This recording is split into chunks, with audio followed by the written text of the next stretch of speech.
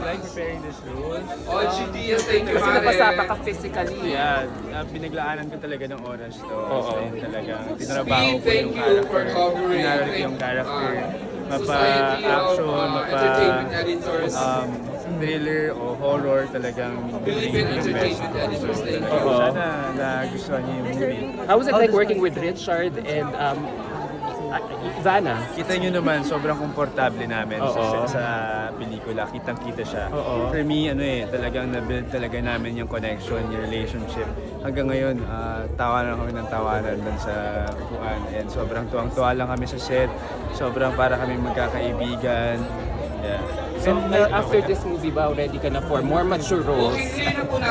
Kasi syempre, off-beat talaga yung character mo dito. Talaga? Well, siguro, tignan natin kung anong bibigay sa atin. But, siguro huwag mo na sobrang Jimmy Online, thank you for covering ABS-CBN News. So, can you invite your followers?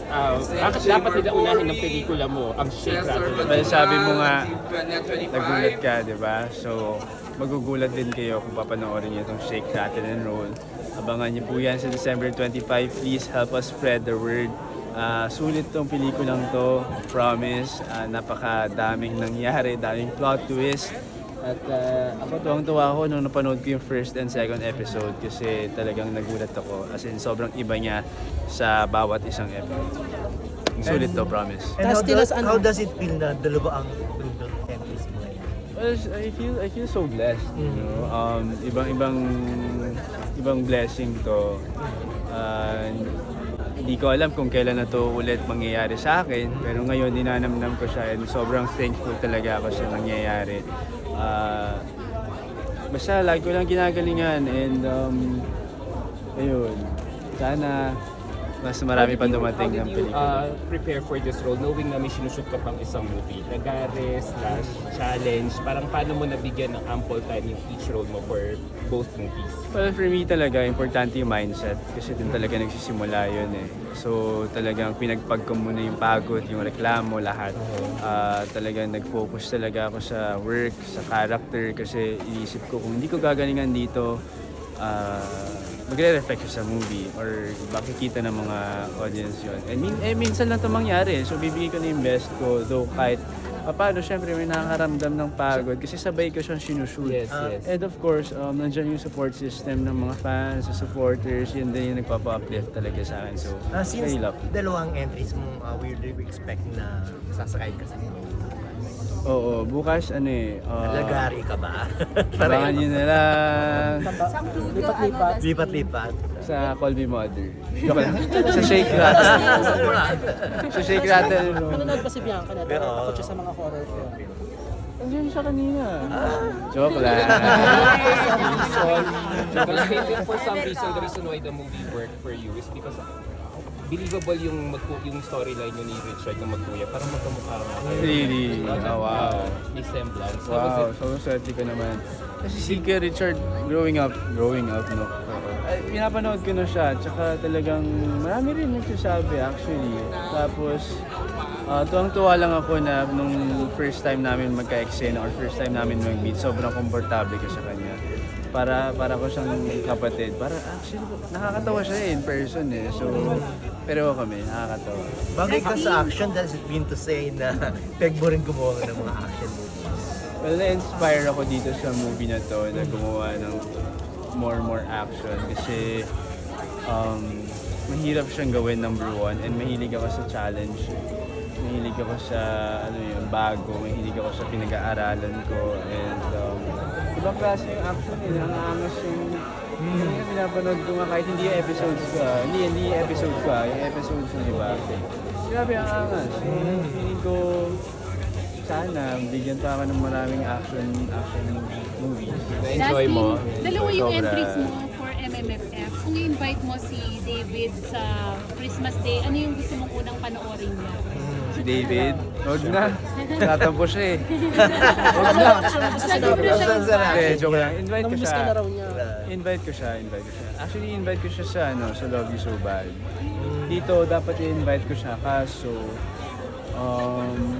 hindi ako yung nag-asikaso ng invitation for Shake, Rattle, and Roll. So, yun. So Sayang. ano yung sa tingin mo pwede mong gawin para mawala yung tampo ni David? Ano nga ba? Siguro ano, Human. hindi, siguro ano lang yun. Magpapakita lang naman ako ng isang beses. Tapos, time, yeah. Galing. Time talaga, tama. Justin, after working so hard for these two movies, how do you plan to reward yourself this Christmas season? For me talaga, habang nandyan pa yung mga opportunities, no, hindi ko muna iniisip yung mga reward. Talagang kayod lang muna, tuloy-tuloy lang. Pero kung may time man, spend time with my family, spend time with my loved ones. Kung sakali bang magkakaroon ng black screening ito, invite mo sa Bianca. Yang? Bianca! Ba? Si Piang? Piang? Bianca. Ano naman, sure ako manonood siya nito. Siyempre, sobrang supportive naman talaga ni Bianca. And pretty sure manonood siya. Hindi ko lang alam kung kailan. Pero mahilig siya sa horror. Horror siya. And balita ko, dream role niya rin ang mag-portray ng action or horror film. So, baka chance. Chance. Justin, kung may Christmas wish ka, ano yun? Blockbuster film. Yun talaga. Or Nangangarap na ako ng pinaka, Para ano, tuloy-tuloy yung projects for yeah. next year. Oo. For both. Yeah. Oo. Why And not? award also. Anong, Wish, diba? anong mas mahirap? Magpakilig with your love team, Bianca, or mag-prepare for this, physical role dito sa Shake, Rattle, and Roll? Ano mas mahirap? Feeling ko both. May iba't ibang hirap akong dinanas while shooting this film and Love You So Bad. Kasi yung Love You So Bad, yung hirap ko naman doon, after ko mag-Shake, Rattle, and Roll na horror na naka-prosthetics ako na sobrang dumi ko, magpapakilig ako the next day. So yun yung struggle ko. So sa Love You So Bad naman, papakilig ako tapos bigla akong maangas o matapang-tapang sa Shake. So yun yung struggle for me. Pero I mean, yung nagbe-base kasi ako sa mga nakakatrabaho kung mahirap ba o hindi. With Bianca naman, di naman siya mahirap katrabaho. Sobrang light and sobrang comfortable na rin namin. So, hindi ako nahirapan doon. And dito naman, same.